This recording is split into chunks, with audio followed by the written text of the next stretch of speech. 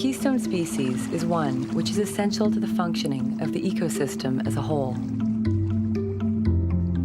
Keystone species are the biological foundation that support the entire interdependent network of life.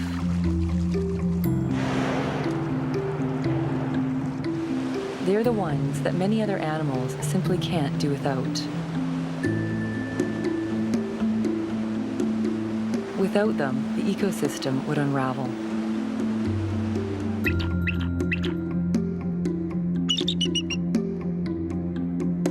In British Columbia, the Pacific salmon are the keystone species. Each summer, millions of fish return to this coast to fill hundreds of streams and rivers, just as they have for thousands of years, feeding hundreds of species, including the local people, the First Nations, the ecosystems, and many of the local economies. Salmon have fundamentally shaped life on the coast, yet quietly and without explanation, the numbers of salmon in BC are steadily dwindling. Many rivers are already on the edge of extinction. Here, in the world's largest sockeye salmon river, millions of fish are going missing, and many of the few that do make it back to the rivers are dying mysteriously before they have a chance to lay their eggs. Biologist Alex Morton has been following and studying the unusual decline. Full of eggs, eh? Yeah. This is strange. You know, we're right on the spawning grounds. This fish has made the whole trip, but she never spawned. She never released those precious eggs. And we're seeing a lot of this. Most of these fish look like they haven't spawned. This pre-spawn mortality is epidemic in the Fraser River. So we're trying to figure out why. The disappearing wild salmon is no small concern. Without them, BC will lose its most iconic species, as well as a culture, a way of life, and its most valuable natural food resource. The race is on to figure out what is happening to the iconic fish which built British Columbia before it is too late.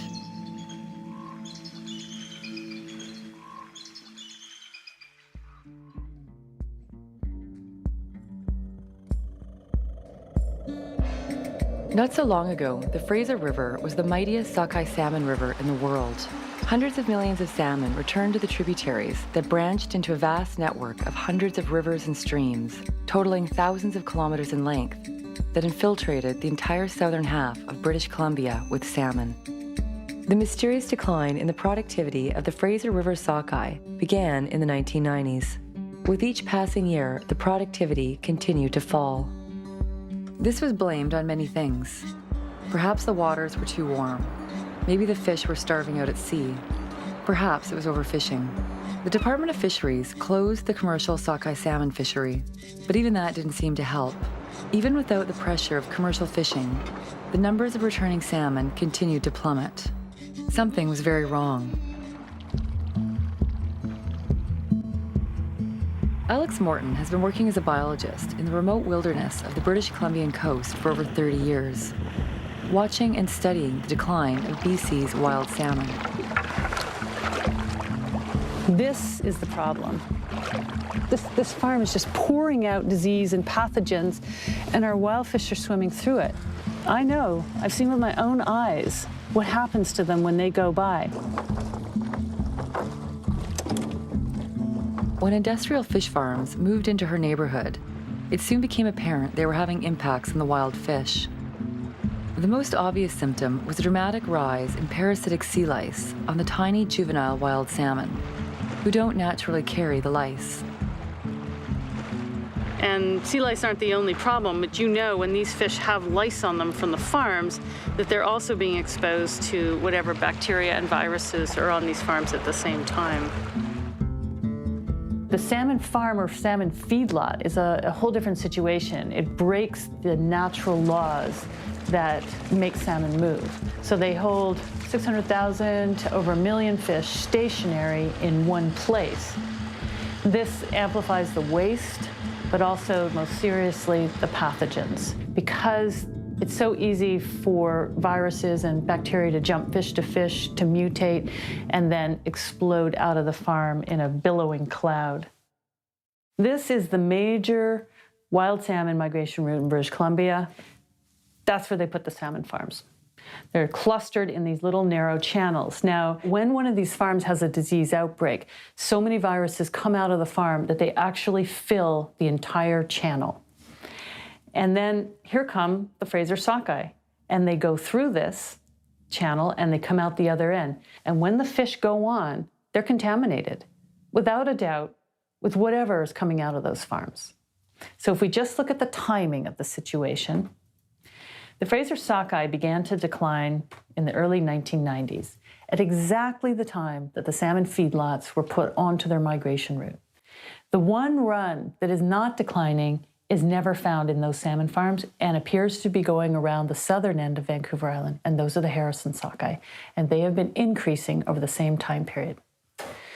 Is it a coincidence that the only sockeye that are doing well are the ones that are not passing close to the salmon farms? The Department of Fisheries and Oceans, otherwise known as DFO, is the agency responsible for the protection of fish in Canada. In 2006, DFO tasked one of their employees, Dr. Christy Miller, to look into the disappearance of the Fraser fish. Dr. Miller heads up a cutting-edge research lab, which uses an emerging science called genomic profiling, which gives scientists an unprecedented insight into the life history of a salmon. Dr. Christy Miller, her work, genomic profiling, the way I see it is she makes the fish talk. It's like sitting a fish down in the office and saying, how are you feeling? So in all our bodies, we've got these switches that turn on and off in our cells depending on what kind of experience we're having with life. And she found that the ones that died before they spawned had all these switches flicked in their cells, and the ones that lived had a whole different pattern of switches. So she's like, okay, so the ones that are dying seem to be dying of the same thing. Well, that was huge, because all the other scientists that tried to figure this out were like, God, they're dying of everything, you know? They couldn't figure it out. And when she read these switches, they were like leukemia, retrovirus, brain tumor, immune system decay. And she looked at that and went, salmon leukemia. Salmon leukemia is this virus that raged through the salmon farming industry right at the beginning when it went into Campbell River area in the early 90s. The salmon leukemia virus attacks their immune system, so they die of something else. It's a retrovirus like AIDS. And DFO wrote about 6 papers on it, and they found that virtually all of the Chinook farms were infected, and that this virus killed 100% of the sockeye salmon that were exposed to it, and they never did anything about it. And as soon as Dr. Miller's work, you know, her compass was all over the place. As soon as her compass pointed at salmon farms, she wasn't allowed to go to meetings. She wasn't allowed to talk to the media, even when she published in the journal of Science. The world's most prestigious scientific journal, Science, published Dr. Christy Miller's findings in January of 2011.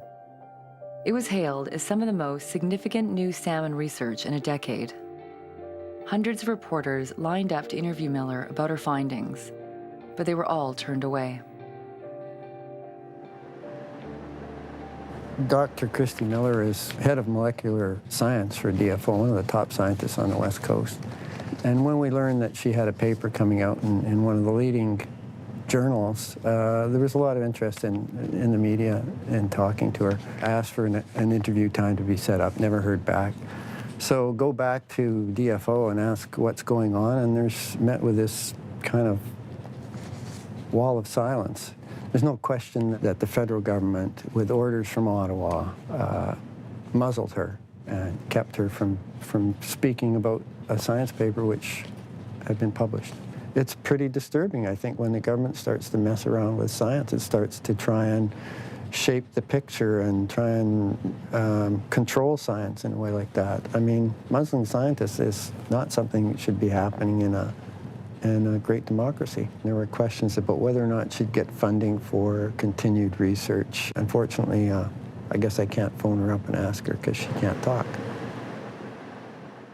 Dr. Miller, when she began to see a strong correlation between these dying sockeye and the salmon leukemia virus, and she read that the salmon leukemia virus was in the salmon farms, she naturally wanted to go test those fish. So in April of 2010, she made a request to DFO to test farm salmon for this virus, but access was denied.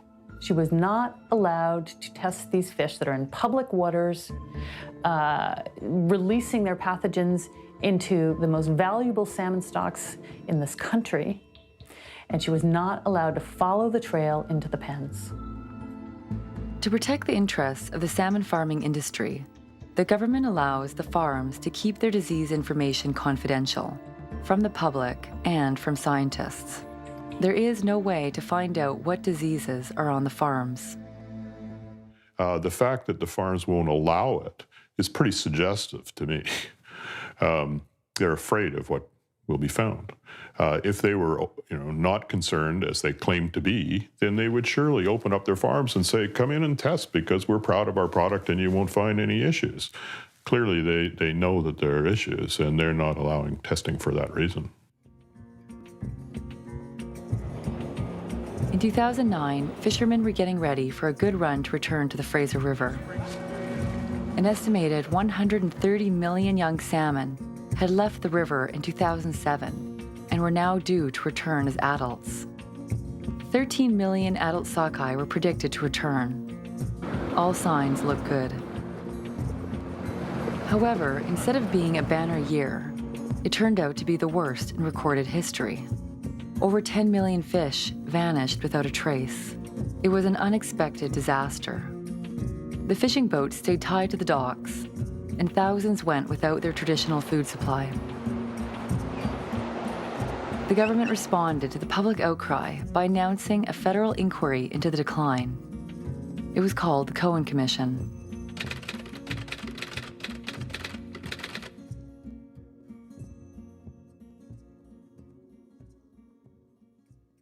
Well, it was the first ever federal inquiry we've had on any fish species in Canada. We never had a commission on the collapse of cod, and that was a huge loss to Canada and to the world. And we should have learned a lot of lessons on that. The $26 million inquiry included 150 days of hearings. Many theories were presented about why the fish might be disappearing. Items on the table included overfishing, sharks, water temperature, pollution, and even predatory giant squid. It wasn't until the final days that the inquiry turned its attention to salmon farms. Dr. Fleming, I'm very interested in your Norwegian experience. As I understand your evidence, in Norway, the government in its wisdom has seen fit to recognize that certain fishing rivers or migratory routes for fish are important enough that they should keep salmon farms off of them? That's correct. And so, does that mean the government recognizes a risk to wild fish from fish farms? Yes, there are official statements to that fact. One of those risks is the risks of disease transmission? Yes. The wonder of the Cohen Commission is that they could put senior bureaucrats on the stand who had to be examined, which is not a place they commonly exist. And they were very uncomfortable with that. The possibility of disease affecting the wild sockeye runs has never been a factor for BC in terms of a siting decision. Is that fair? That's a fair comment, isn't it? I couldn't really say because... What about you, Mr. Swartfigger? Can you think of a site that's ever been rejected by the federal government because of its impacts on wild salmon migratory routes? No, I can't. At least 10 fish farms approved right in the narrowest channel of the Discovery Passage, the narrowest place the wild salmon migrate through. Was that risk considered when they were approved? Wild fish get infections. I'm no expert in fish health, but my belief is wild fish get infections, whether as part of a natural course of fish being in the natural environment. DFO, are they in a conflict of interest? Yeah, I think they're in a serious conflict of interest. They have to, by their mandate, they're supposed to protect wild fish, and by their political masters, they're supposed to support the development of an aquaculture industry. In the final days of the inquiry, Justice Cohen called on DFO's Dr. Christy Miller to testify about her findings. For the first time, the public would have a chance to hear Miller speak about her discovery, since her gag order had been imposed. What you found is some sort of new virus. Your leading suspect was salmon leukemia virus. Yes, it was. And if in fact that's the case, this in fact may be the smoking gun for the 2009 declines. It could be the smoking gun. She's doing some fantastic work under very difficult conditions, and in conditions where she says she's been intimidated by her managers for reporting on health issues around wild salmon. She felt intimidated about the potential loss of her data if she went public. She felt intimidated in terms of her budget, and so that was extremely revealing. So while all this was happening, Dr. Rick Rutledge was very worried about the Rivers Inlet sockeye because they were in an unexplained decline, a lot like the Fraser sockeye. I had no idea as to why the numbers were so low. I tried to think as the season was winding down what on earth the cause might be. It had to be something new, I thought, because it hadn't happened before as far as I could tell. So I eventually sent some samples in for testing. I remember when you called me, it was a dark October night, and he said to me, Alex, are you sitting down? It was like he was going to tell me that someone we knew had died. And he said the tests came back positive for ISA virus in Rivers Inlet smolts. I was devastated. I thought, okay, 20 years of trying to prevent this industry from destroying the wild salmon of Canada, and I have failed. Salmon influenza, ISA virus. Most lethal known salmon virus worldwide caused $2 billion worth of damage in Chile. No country wants it. It has spread everywhere in the world where Atlantic salmon are being raised in pens in large numbers by the Norwegian companies. ISA, infectious salmon anemia, the most lethal known salmon virus worldwide. It was first detected in Norway in 1984. At first, the virus seemed benign, but once it incubated in the salmon farms, it mutated into highly virulent and lethal strains, which can kill millions of fish at a time.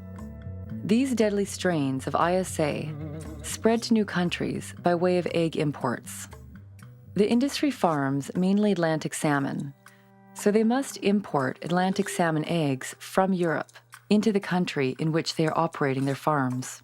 When the ISA virus wiped out 70% of Chile's salmon industry, the strain was traced back to Norway. The difference between Chile and BC, though, is that Chile has no native salmon, whereas BC has much to lose, with thousands of runs of 5 different species of Pacific salmon and entire ecosystems and economies that depend on them. The ISA is sometimes called salmon flu, and so it is a bit flu-like, I guess, in its symptoms. But it's like a very, very severe flu, like the type that killed millions of people after the First World War. I mean, it's a very serious flu to which the fish may not be adapted at all. And incidentally, it was that crowding of people into high densities during training camps and so forth and in the trenches in Europe that led to the evolution of an extremely virulent form of flu virus that killed millions upon millions of people. ISA is like mad cow disease in terms of shutting borders, closing farms.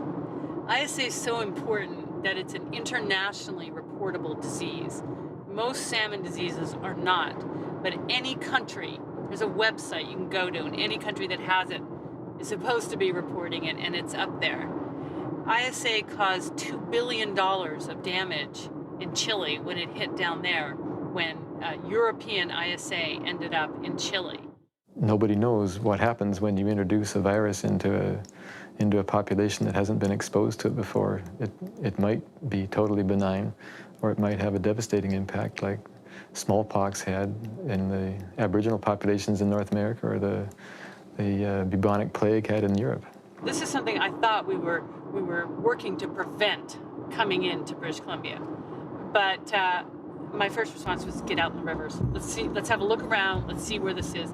It's the same thing I did when I found the sea lice in 2001. I just made a net and just went around and started looking at all the fish. Because if you just sit there with that bad news, it destroys you.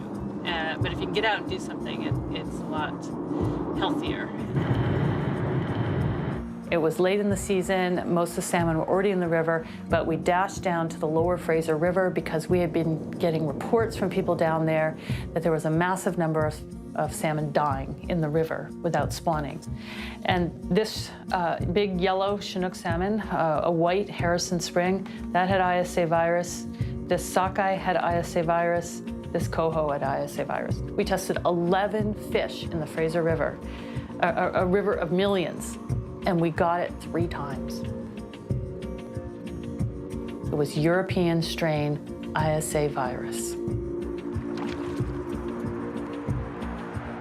Alex didn't fool around. I mean, she decided to send her samples to the lab in Prince Edward Island that is recognized by the World Health Organization as being one of 2 labs in the world that are entitled to test for ISA with international significance. She also sent it to Dr. Nyland in Norway, who's the leading expert on ISA in the world. So she sent these samples to the 2 people who were the most credible international folks. We gave a press conference.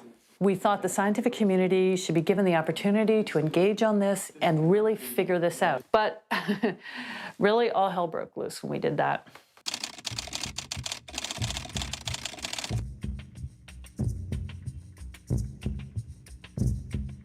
The CFIA came and took our samples and said they were going to run tests, and we were supportive of that.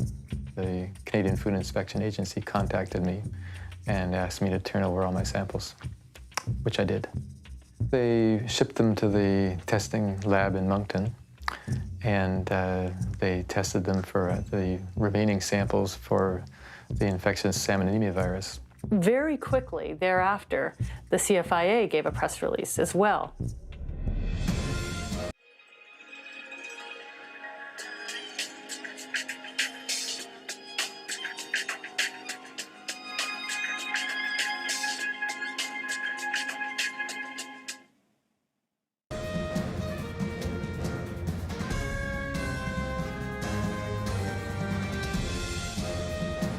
The Minister of Fisheries came out and said that all of them were negative, that our results were completely wrong.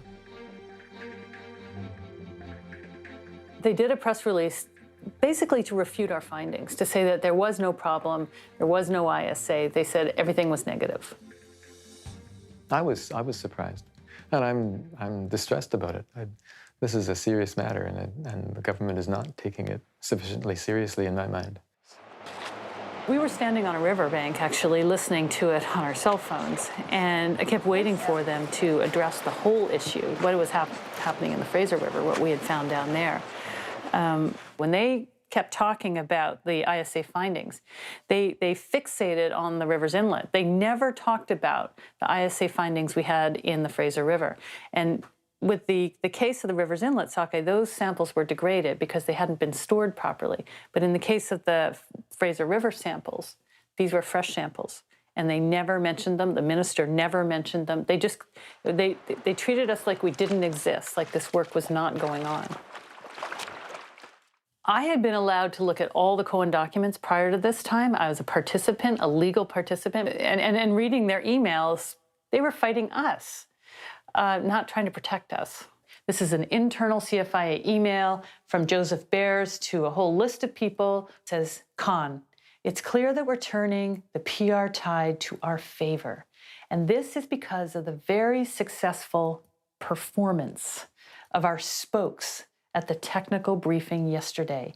You, Stephen, Peter, and Paul were a terrific team, indeed. Congratulations.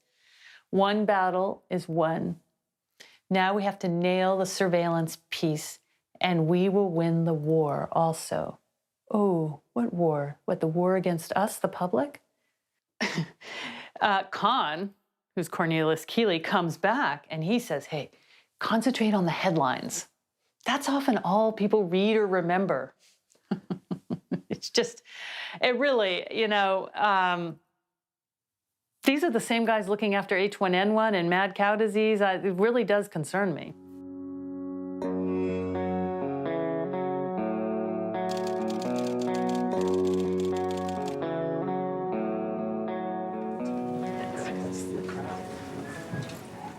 How dangerous is the ISA virus? I think a measure of that is the fact that Justice Cohen reopened the entire inquiry. The lawyers had gone home. The rental of the room was over. You know, everybody was just in the write up the report mode, and he reopened the whole inquiry just before Christmas. All labs that had tested for the ISA virus were invited to speak at the Cohen Commission's ISA hearings. Dr. Fred Kabenji, based on Prince Edward Island, heads up one of only 2 world reference labs for ISA. Dr. Art Nyland from Norway, considered to be one of the world's experts on ISA. Dr. Christy Miller, head of the genomics lab for DFO.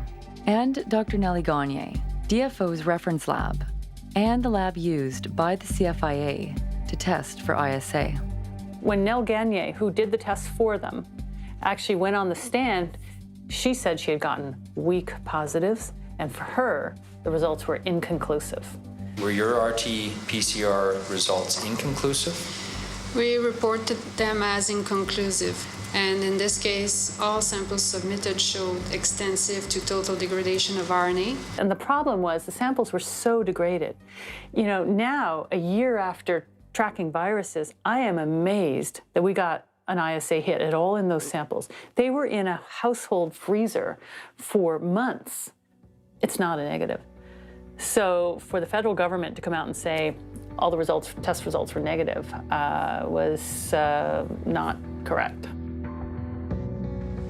The hearings then turned to the fresher samples that had been tested by the 4 different labs.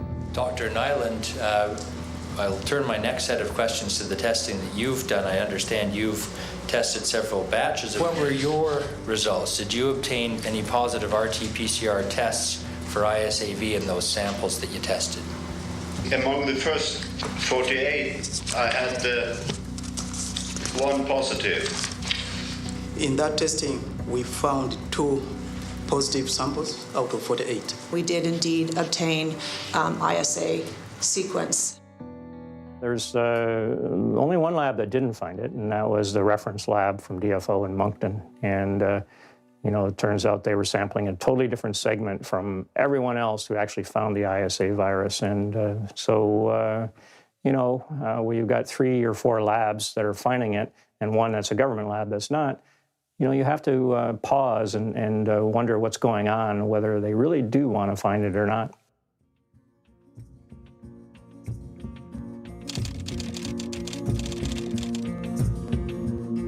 We learned that Dr. Miller was prohibited by DFO from testing for ISA virus, but a salmon farm came to her, and their fish were turning yellow and dying, and they couldn't figure out why. And she decided to test them for ISA virus, even though she was instructed not to. She wanted to get to the bottom of it. And we did identify some positive ISA fish among their fish. It was decided that we should contact Ottawa about this, and so Stephen Stevens in Ottawa was contacted, and we basically told them the results that we had. I don't think that Stephen Stevens in Ottawa was very pleased that we were doing this testing. Basically, there was a general feeling that as a scientist I should not be undertaking research on something if I didn't understand the ramifications of what the results could do.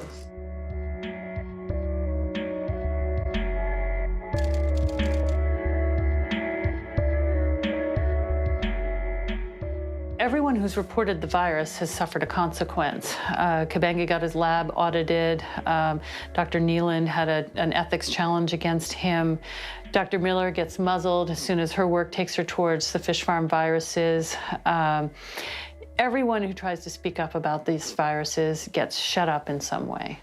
3 leading labs around the world, and including DFO's own lab in Nanaimo, had found ISA. And CFIA's response was to attack those labs. They went in to Dr. Kabenji's lab and tried to attack Dr. Kabenji's credibility and the credibility of his lab, and to use all of the mechanisms of government that they could do. Any positive result is a difficult result. People don't easily accept positive results, and the automatic reaction will be try to find some way of explaining it away in some form. So yeah, that is always the case. It's always there as long as you come up with a positive result.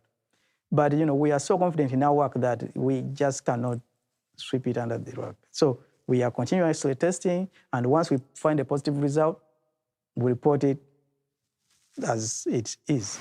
Dr. Kabenji had the temerity to announce positive test results, and the result, his lab is being analyzed by you. And Mr. Stephen, I suggest to you that the federal government is going to try and take away his OIE certification as a punishment for this. I predict within the next 12 months, Canada will go after his credibility. Isn't that right?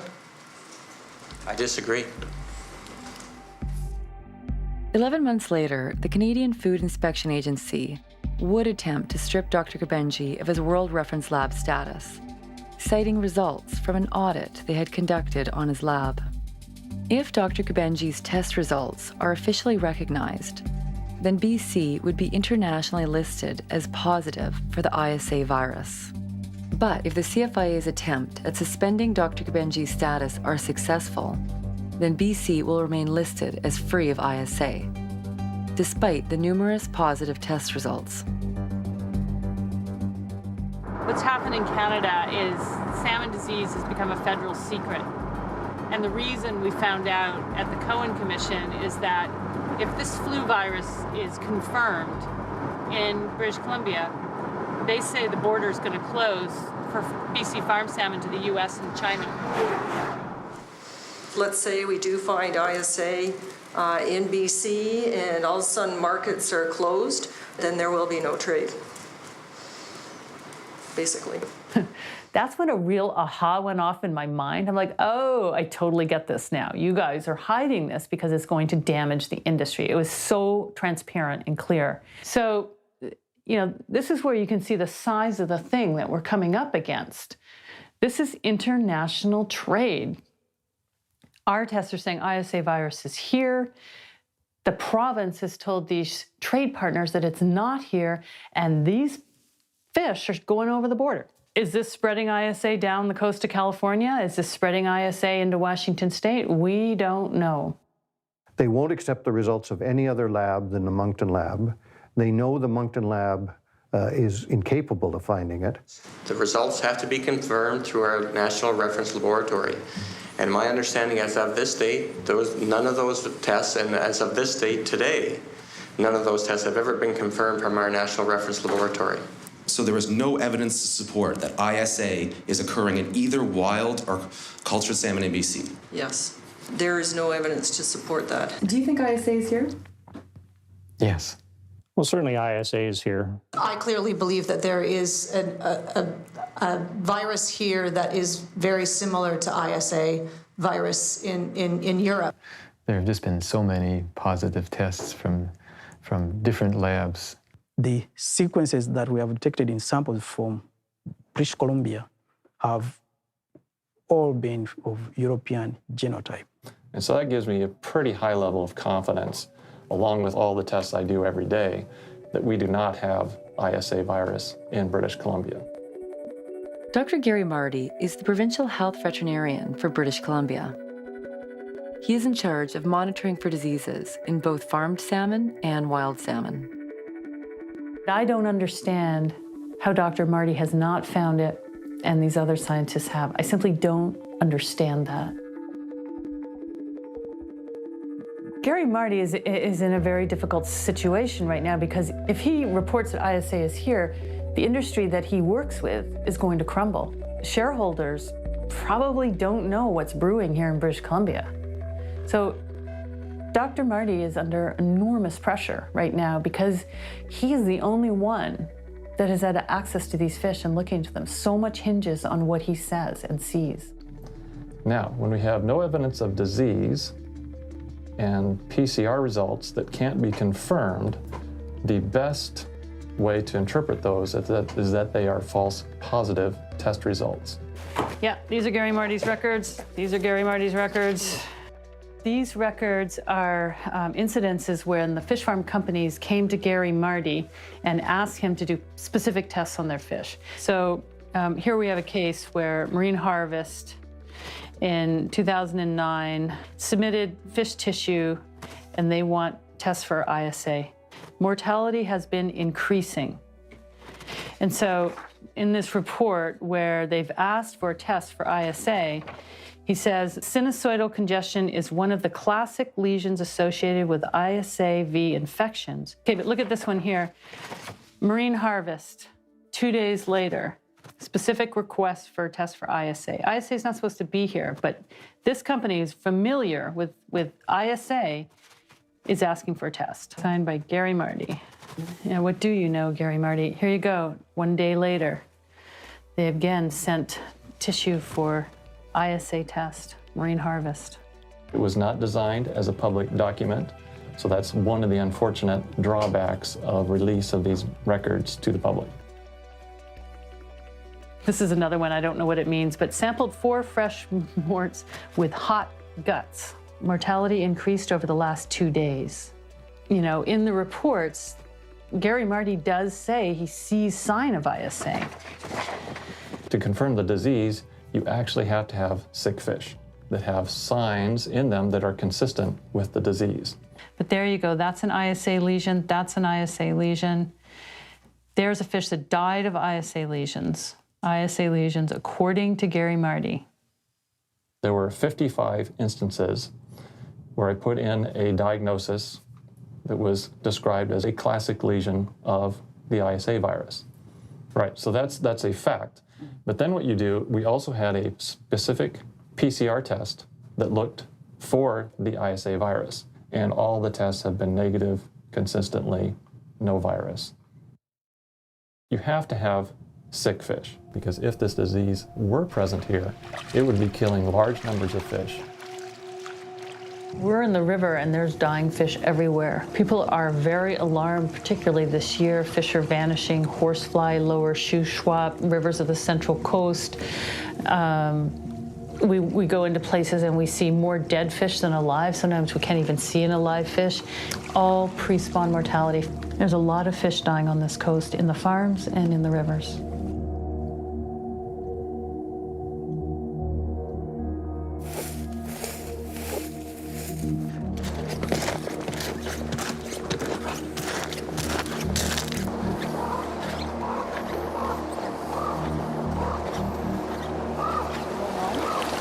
Oh, there's definitely something going on. A lot of the rivers we've seen, the fish are dying before they're laying their eggs, and they're showing signs of disease.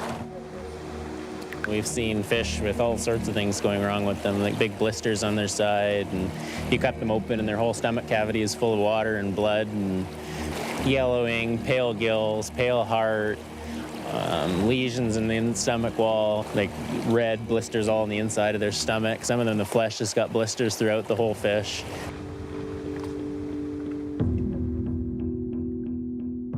This yellow one, the gills are quite pale. Like normal gills should be dark red and fairly clean. And the gills get really mucousy on a lot of these sick fish we've seen. Like you can see it's just completely mucousy, which could be a sign of diseases like ISA is kind of a fish flu. So how does a fish breathe when they've got that much mucus on the outside of their gills? The most distinguishing feature is the really big pop eyes. Yellowy on the outside with lots and lots of little pinpricks of red all over the outside. The insides, I'm not a vet, but I can tell something's wrong with that fish. That's sort of the spleen, but it's all conjoined into one big lump. It just starts bleeding out of the flesh, and then it's all throughout the meat. Like you can see, those little blisters are getting to the point that they're coming through the skin. All this bloody water liquid was in the belly. It's basically bled to death from the inside. Pinprick red blood spots seem to be associated with the more diseased, sick-looking fish. Supposedly bloodshot on the inside of the belly is one of the symptoms of ISA, but we won't know until we actually get test results back what's causing it. speckly red showing up all through on this one. Heart starting to get those blisters all over it. So what disease is that bad that it can cause that? I'm not entirely sure, but hopefully we'll find out. It just goes on and on and on. Things I've never seen before. They're sick. You can see one or two sick fish, but when you see half the fish or more than half the fish in a river that look like they're definitely going to die before they spawn, it's bad. And all these fish appear to be dead pre-spawn. The legs. So look at all the fish that are here. Look at them all dead, all pre-spawn. It's pretty obvious that there's something going on. If you've actually walked any of these rivers or gone fishing, I don't think they're all dying necessarily of the same thing, but they're definitely dying of disease. It's basically all over the province. There is some rivers that seem to be doing better than others, but yeah, it's province-wide. We definitely should be doing this work now. We should have been doing it for years. We need to do something. The rivers are getting less and less fish, and right now people are doing basically nothing. The government's sure not doing it, so somebody's got to do it. Wow, you guys found a lot already. Really yellow.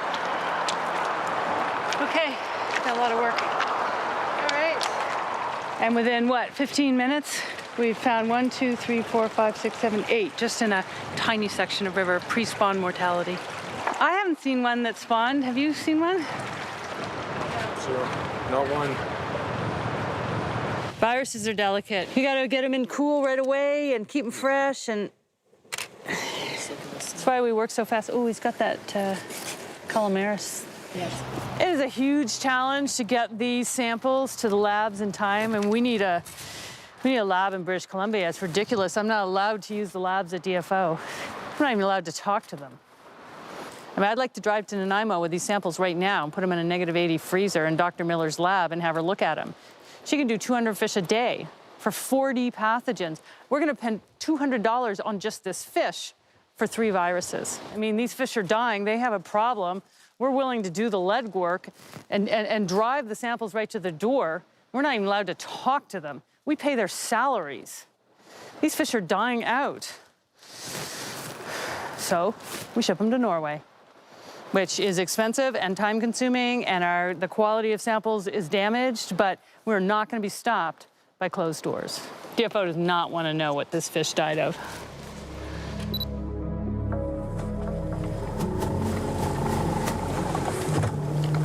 If I could track these viruses anywhere as I wanted, I'd go straight to the salmon farms and I'd look in those pens and I'd pick their sick-looking fish and I would rush them to the labs, fresh tissue. Because the labs say the fresher, the better in a fish that's actually dying of the disease. Then your chance of being able to culture it is much greater. But, we're not allowed to do that. So this whole search for the virus is being really slowed down. It's being impeded by the lack of ability to go to the farms and test.